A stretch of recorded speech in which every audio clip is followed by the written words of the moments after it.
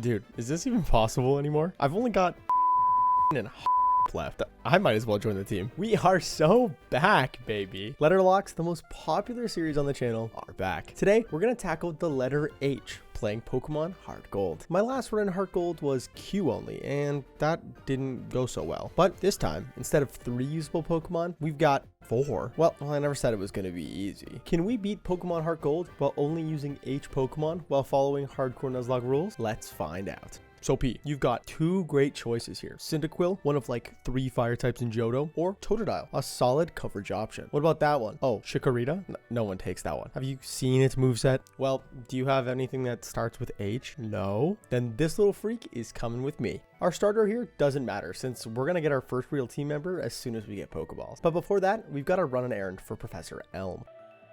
Hey kid, you new here? Yes? Great, let me show you around.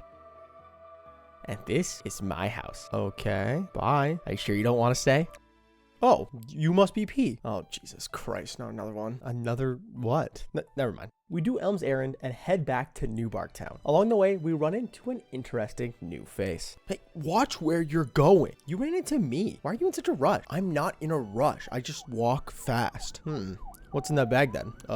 Nothing. We get falsely accused of a crime, but once we're cleared, we can get ourselves a real starter. At nighttime, we grab a Hoot who's never gonna evolve. Our feathery friend may not have the greatest base stats at just 262, but that's not gonna stop her from being a really important team member. I reset here like 10 times until I get a high special attack stat, all in the name of beating Falkner. Hoot isn't gonna be our only team member for our first gym battle though, but to add to our team, we've got to get to Violet City. Wow, that was quicker than I thought. Violet City, home of the best NPC in Pokemon, this guy. What's his name? I don't give a f. He gives me unlimited berries once I get rocks. We've got 2 encounters before Falkner, those being Ghastly and Hoppip. The former can't evolve until Morty's level cap, so let's talk about Hoppip. Jesus Christ, really? Well, I'm sure she'll be great moral support. Why, hello there, young man. What can I do for you today? Oh god. Elder down. Now, nothing's in the way of our first gym battle. I head to the ruins of Alph first to grab an Oranberry for Hoot. By using the escape rope you got in the Sprout Tower, you can actually get both an Oran and a Pecha Berry before the first gym. That's my tip of the day. Ha, your mom gets my tip every day. Oh, so you think you can deal with my flying types? We're gonna blow you away. Wait, you have flying types? I thought you were an electric trainer. What? Why would you think that?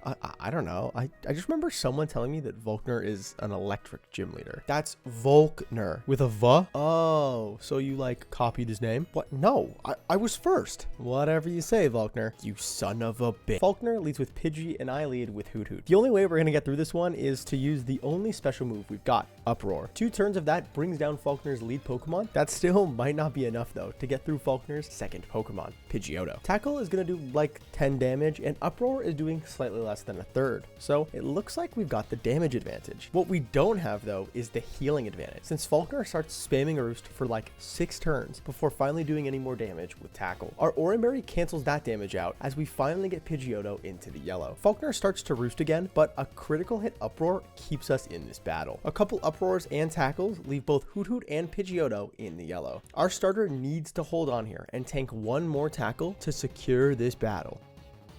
And he holds on at 4 HP. Pidgeotto goes down to a final Uproar, and we've got our first gym badge of the run. 7 left in Johto, and trust me, this is only gonna get harder. We've got like no XP to work with since Hoot is already like almost level 17, and Hoppip is, well, Hoppip. So we've got to treat these next routes like a stealth mission.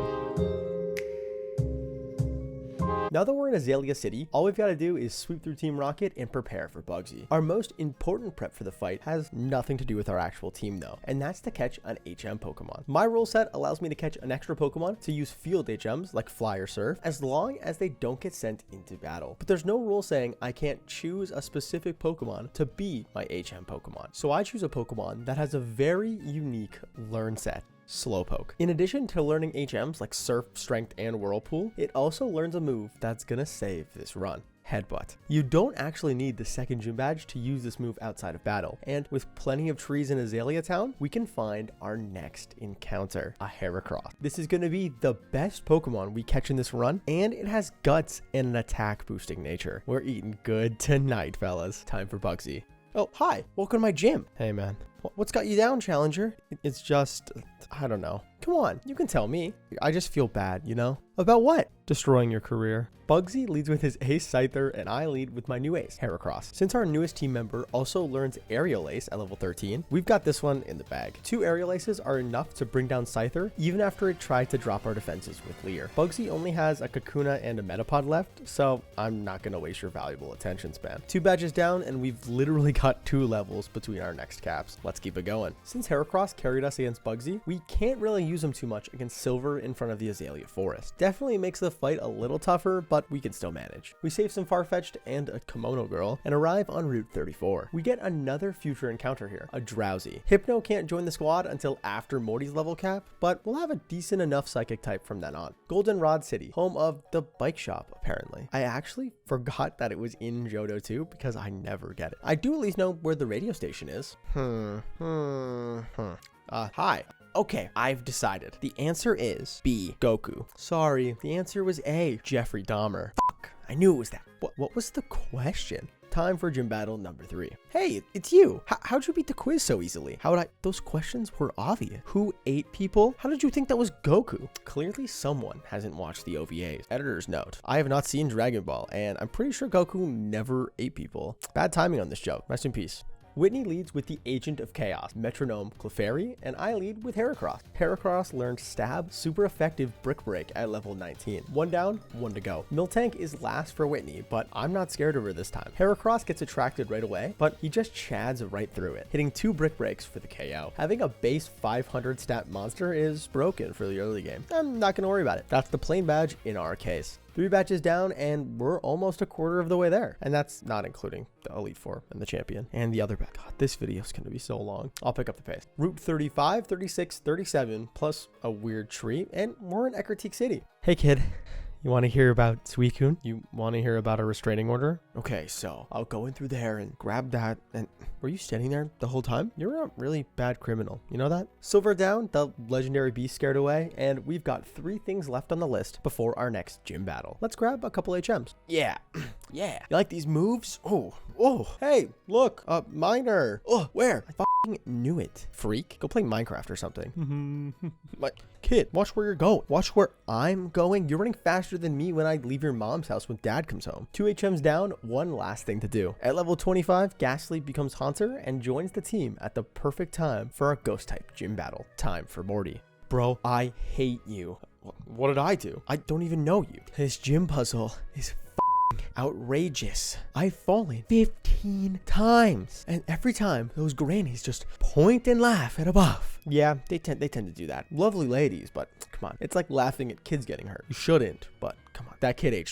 That's comedy. If you're trying to be the worst, it's working. Morty leads with Ghastly, and I lead with Haunter. While Haunter only has like 50 base attack, a Shadow Punch still gets a 1-shot KO on its pre-evolution. Actually, it gets a 1-shot on Haunter too. Morty's down to 2 Pokemon, and the next one is his ace, Gengar. One of my favorite Pokemon ever, but Morty's has a big problem. Since this is its moveset, Gengar can only hit Hoot Hoot with Sucker Punch. So by spamming Reflect, we can burn all the Sucker Punch PP and get a totally safe KO with super effective Extra Sensory. Last up for Morty is his second Haunter, this one at level 23. Hoot Hoot gets cursed and then hits a Hypnosis. With half HP and a guaranteed turn of sleep, I can freely swap back into my own Haunter, then get a fast KO with super effective Shadow Punch. That's Morty down, and I didn't even break a sweat. Time for the mid game. Half of Johto's down, so it's time for a gauntlet. We've got 3 gym leaders in pretty quick succession, but before that, we've got to do some side quests. First, Drowsy can evolve into Hypno, making him eligible for the team. Time to trek on. Hey, you want to come to the Safari Zone? No. Oh, okay. Olivine City, home of nothing except for the easiest gym in Johto. And the lighthouse, I guess? Oh, and the boat that'll take me to Kanto. That's important, right? We work our way up to the lighthouse and find Jasmine at the top. Hi, are you okay? Do I look okay? Jeez, I was just... My Ampharos is sick. Fix it. Jasmine, I don't know. Figure it out. I guess we got to get some medicine. So it's time for Cianwood City. We'll come back to the Whirl Islands once we get Whirlpool, but for now, we can't get a new encounter. Hey, buddy. How's it going? What can I get you today? I'm not really sure. There's this sick Pokemon. I see.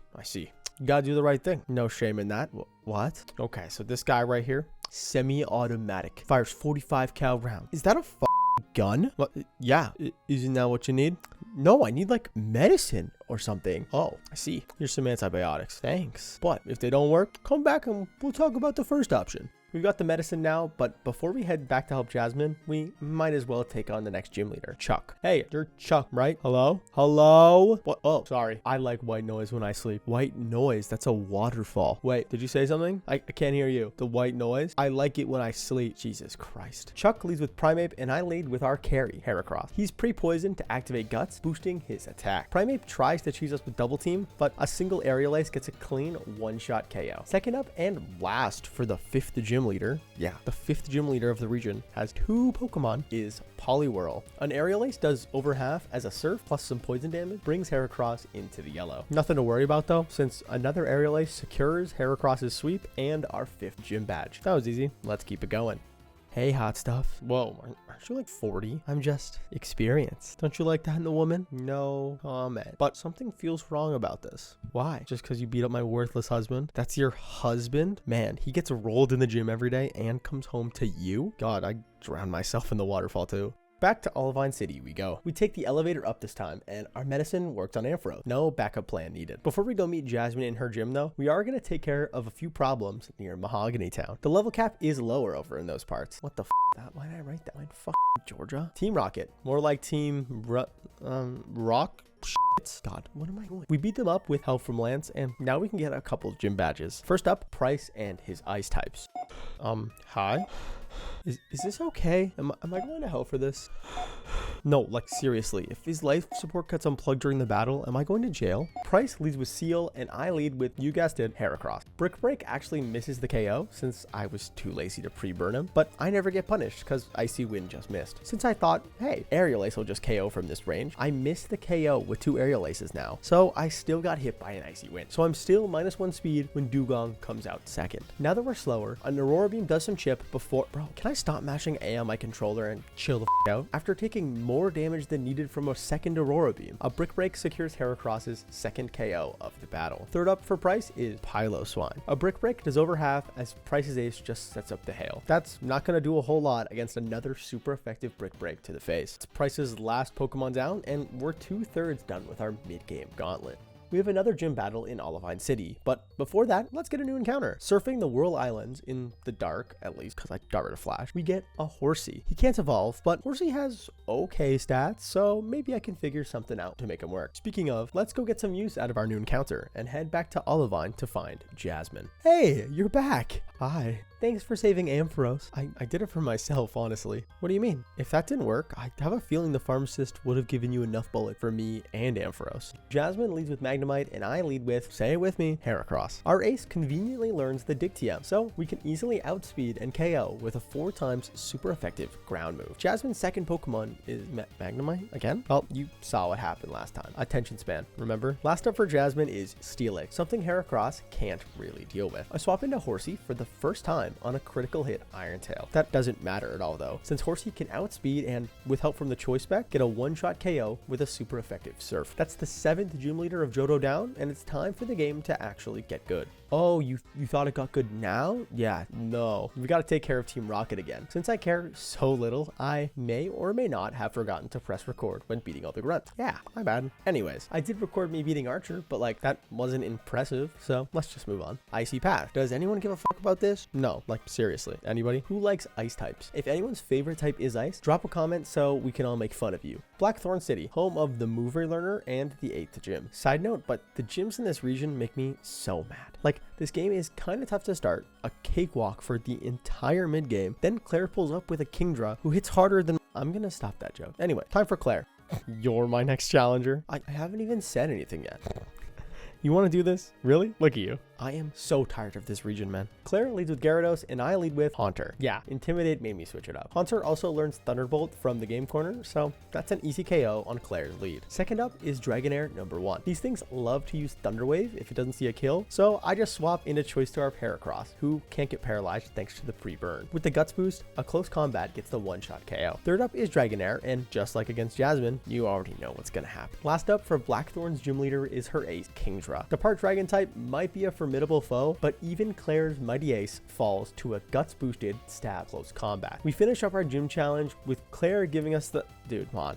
See, my dialogue was right. Claire's the worst. We play Who Wants to Be a Millionaire and boom, 8 badges secured. It's time to head to Kanto for the first time. Before that though, we've got some housekeeping to take care of. Inside Mount Mortar, we can find the Karate Master from Saffron City. Once we beat up his 2 Hitmons, we get a gift Tyrode. He'll evolve into one of the 3 Hitmon, depending on which stat is higher, attack or defense. We roll a defense boosting relaxed nature and pretty even IVs. So at level 20, we get a Hitmonchan. Hitmonlee does pack a bigger punch statistically, but Hitmonchan gives us a real chance at beating this run. Since it gets all the elemental punches, we get some much needed coverage, especially in the ice type department. Next on our chore list is wrapping up the Kimono Girl saga. All 5 evolutions are pretty manageable, especially with guts boosted Heracross as our lead. All 5 go down relatively safely, and we're moving on to our final encounter, Johto. After climbing up the bell tower, we get the help of the Kimono Girls to summon the rainbow Pokemon, Ho-Oh. This is going to be a great help for our Elite 4 run. I'm just kidding.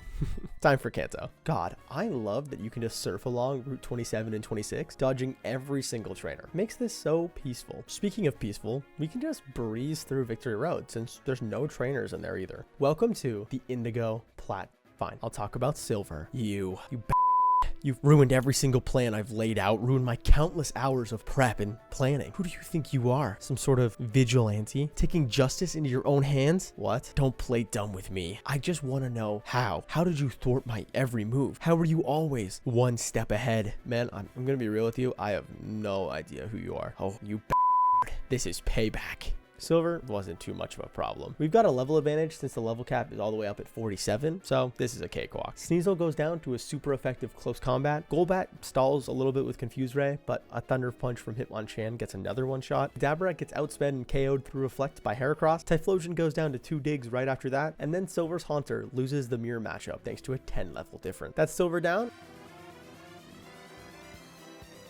And now we're really here, the Indigo Plateau. We have 7 possible Pokemon and 6 team slots, so this won't be a very complicated team build. The obvious members are Heracross, Haunter, Hitmonchan, and Hypno. Pretty much all the firepower we've got, so they're locked in. The last 2 slots are interesting, but not for a great reason. Horsey gets slot number 5, specifically for 2 matchups. Bruno has an Onyx that I could use some help with, and Choice Specs Horsey should be able to get the job done. We could also maybe get a little damage with an Ice Beam against Lance, but I'm not going to count on it. The last team slot is honestly just going to be used as a sack, so I just randomly picked Hoodoo. Maybe Hoppip will come back on our quest if we lose a team member. Can this team beat the Elite 4? Honestly, I have no idea.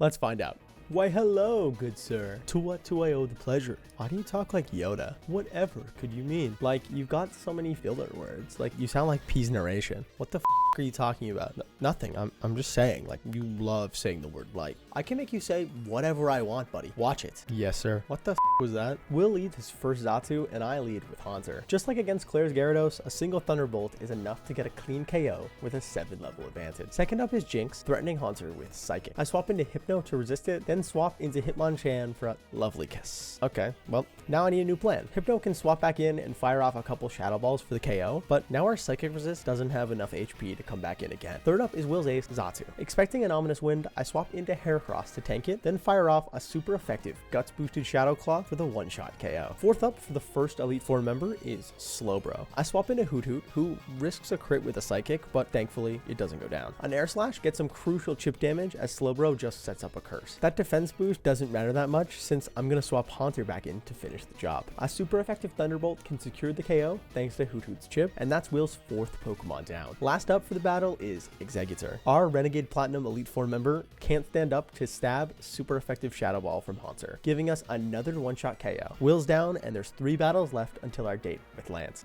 Yes, my first challenger. Hi, I'm Koga, former gym leader and current Elite 4 member. Hi, isn't your signature type like the worst type in the game? No, I'm a poison type trainer, but you lead with Ariados. That's a poison type, and a bug type. What about Venomoth? Also a poison type, and a bug type, yeah. What about Fortress? Listen, buddy, Koga leads with Ariados and I lead with Hitmonchan. Fake Out plus Fire Punch nets us a quick KO on Koga's terrible lead, but his ace Crobat does come out next. This isn't as easy, so I swap into Hypno on a double team. Somehow Hypno connects through it not once, but twice in a row for a 2-shot KO with Psybeam. What a Chad move. Third is Fortress, but with a 4x weakness to fire moves, I swap back into Hitmonchan on a Protect. It does use Protect again to block Fake Out, and that actually causes me to miss the KO just by a bit with a Fire Punch. Not really a big deal though, since after Koga wastes some time healing, we can just get another KO with a few more. Fourth for Kanto's former gym leader is Venomoth. I swap back into Hypno, who gets poisoned thanks to Toxic Spikes, but the best Venomoth can do to it is a not very effective Psychic. Hypno can pretty easily get the KO from there with another Psybeam. Last up for Koga is Muck, which can be kind of annoying with Minimize. I swap to Heracross, which eats a Gunk Shot that actually would have KO'd if it crit. It didn't though, so we can safely burrow underground and get a KO on the next turn with a Guts boosted super effective Dig. That's it for Koga, and we're halfway through the Elite Four. Was that a hello? Man, a few words I see. You bitch. Of course you know how to say that.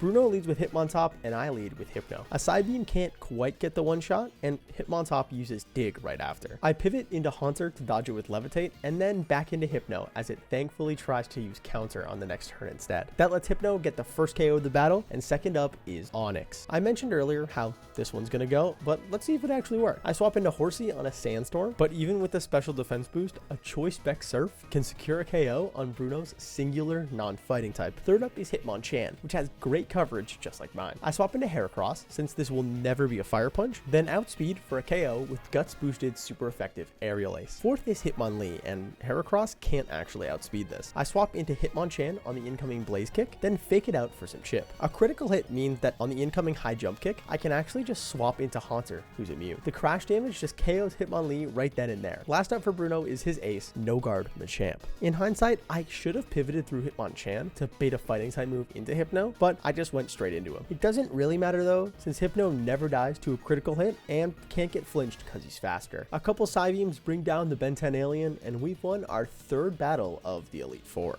Oh great, another Zoomer trainer. I'm not a Zoomer. I have an attention span. Oh yeah? How often do you post on TikTok? No comments? I bet you're gonna make a joke about my name too. Why? What's your name? Karen?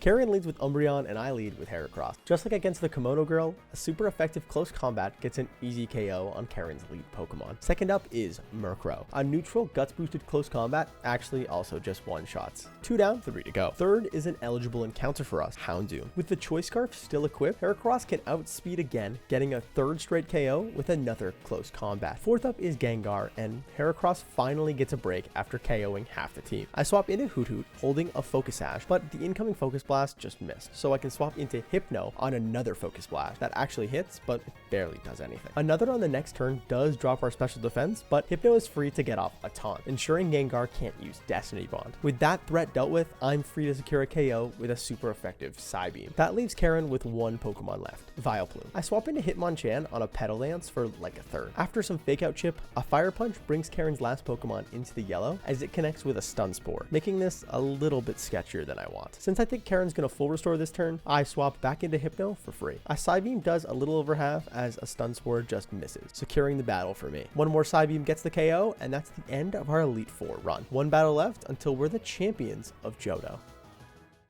P. You've collected all the gym badges, beaten my Elite Four, all while having a Hoot Hoot in your party. Tell me, how'd you do it? Honestly, I don't even know. Like, Heracross is pretty broken, not gonna lie. Heracross, huh? Okay, I'll use a bunch of flying types then. Wait, what? Lance leads with Gyarados, and I lead Haunter. Just like against Claire, a fast Thunderbolt from Haunter gets an easy one-shot KO. That's the only one we're gonna get in this battle though, so don't hold your breath. Second up is Aerodactyl, and this thing is a speed demon. 130 base speed runs over my entire team, so I need a plan. I sacrifice Horsey to get Hypno in safe, but we're not done yet. If Hypno gets crit here, we just lose. Plain and simple. A super effective crunch comes in, and Hypno holds.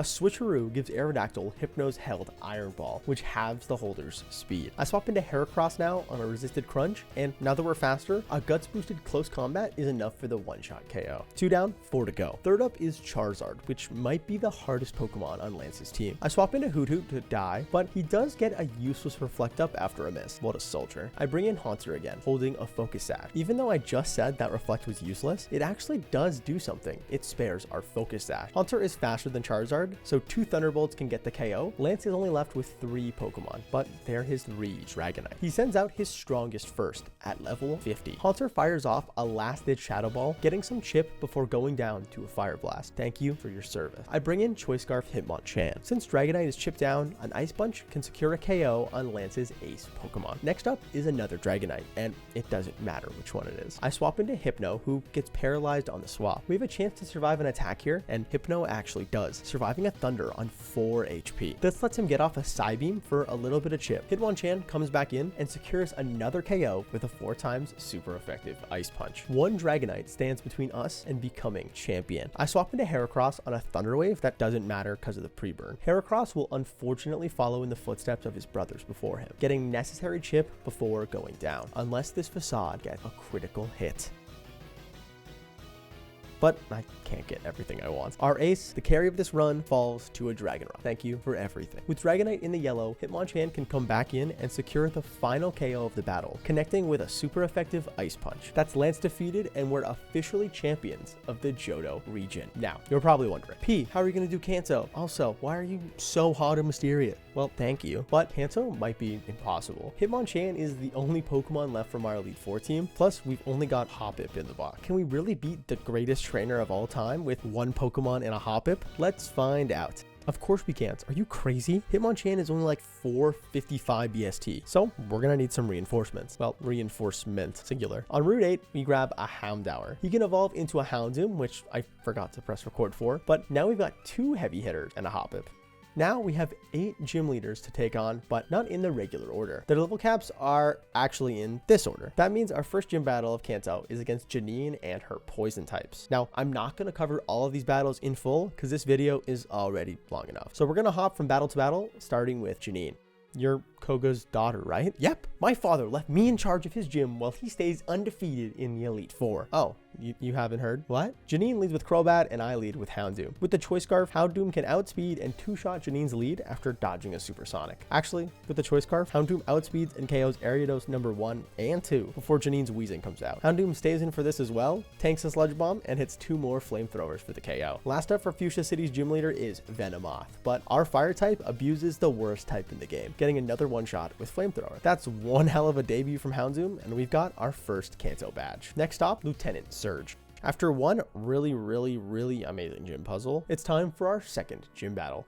No, you're not listening. We're gonna release the rare candies in low income. Who are you? I'm a gym challenger. Is this a bad time? Sorry, I gotta go. You didn't hear anything. Got it. Hear what? You learned quick. Surge leads with Raichu and I lead with Hitmonchan. Even with Choice Scarf, Hitmonchan can outspeed any of these crazy fast electro types, so we've just got a Citrus Berry. Raichu tries a double team, but an Earthquake connects through it for the 1-shot. Second is Electrode, which tries the same strategy, but it actually works for 1 turn. But on the next, an Earthquake brings it down. Third up is Electabuzz, which just sets up a light screen. Wrong screen, buddy. Enjoy the Pokemon Center. Fourth is Electrode, which also dodges an Earthquake after a double team. A Charge Beam on the next turn finally does some damage to Hitmonchan, but a second Earthquake hits for the KO. Last up is Magneton, but it's slower than Hitmonchan and 4 times weak to Earthquake. So that's a complete sweep for our only surviving Elite Four member. Now comes the hardest part of our Kanto Gym Challenge, ruining Misty's day.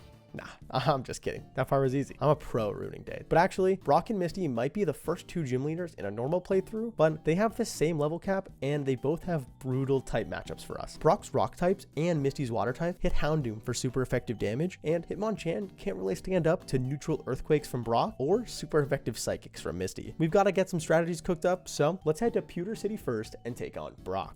And then I said, no, Blaine, that's my wife. Is this a brothel? Depends on who's asking. I'm Brock, gym leader of Pewter City and owner of this fine establishment. What services are you looking for today? A battle? Oh, so you're boring. Fine. Brock leads with Graveler and I lead with Houndoom. Now, Brock might hit hard with his rock types, but they all have another thing in common. They all have trash special defense compared to their physical one. This means that even though Hitmonchan can hypothetically use super effective fighting type moves here, it's actually more effective to use neutral Dark Pulse from Houndoom with the Choice Spec. Our newest team member gets his second sweep of Kanto, hitting 5 Dark Pulses for 5 KO. While we might have our 3rd gym badge, we also over-leveled Houndoom for our Misty fight. That means Hitmonchan and Hoppip have a tough task on their hands. I hate you. Listen, man, I'm sorry your date got ruined. You know how hard it is to find a good man these days? You thought that was a good man? Have you seen his Twitter likes? No? Oh God. This looks like my uncle's account. Boys will be boys. Misty leads with Golduck, and I lead with, for the first time ever, Hoppip. She tanks a Psychic and U-turns out, getting some necessary chip damage and bringing in Hitmonchan safely. With the Choice Scarf, he can outspeed and get the KO with a super effective Thunder Punch. Second up is Quagsire, who is immune to the move that we're locked into. I swap back into Hoppip on an Amnesia, and it's time for the best part of the strategy. Giga Drain does get a crit on the first turn to speed up the process, but it heals Hoppip back up to full. Lapras comes out third, and Hoppip's held Focus Sash is now activated at full HP, meaning that when Lapras hits a 4 times super effective Ice Beam, she survives on 1 HP, and then can U-turn for a safe swap into Hitmonchan. From there, 2 Thunder Punches bring down Lapras after it just missed a Sing. Misty's Ace Starmie is last, and even though it is a part Psychic type, it doesn't have a Psychic move. That means that even though Hitmonchan can't get a one-shot with Thunder Punch, an Ice Beam only does like a third before we hit another, securing the final KO of the battle. We're through the toughest gym leader stretch in Kanto, and I'm starting to think we can do this. With half of the Kanto gym badges down, we don't have any time to slow down. Next stop, Saffron City and our date with Sabrina's Psychic types. Damn it. What? I've got Psychic abilities, so I can see the future. What's wrong with that? I already know how this is gonna go. Well, at least I tried. Sabrina leads with Espeon, and I lead with Houndoom. It outspeeds and just uses skill swap, so Houndoom is free to get a one-shot KO with Dark Pulse. Second is Alakazam. It sets up the wrong screen, just like Electabuzz did earlier, so a Dark Pulse still gets a clean one-shot KO. Last for Sabrina's trio is Mr. Mime. It uses Mimic to copy Dark Pulse, but that's not gonna help Sabrina win this battle. Houndoom gets his third one-shot of the battle, and just like that,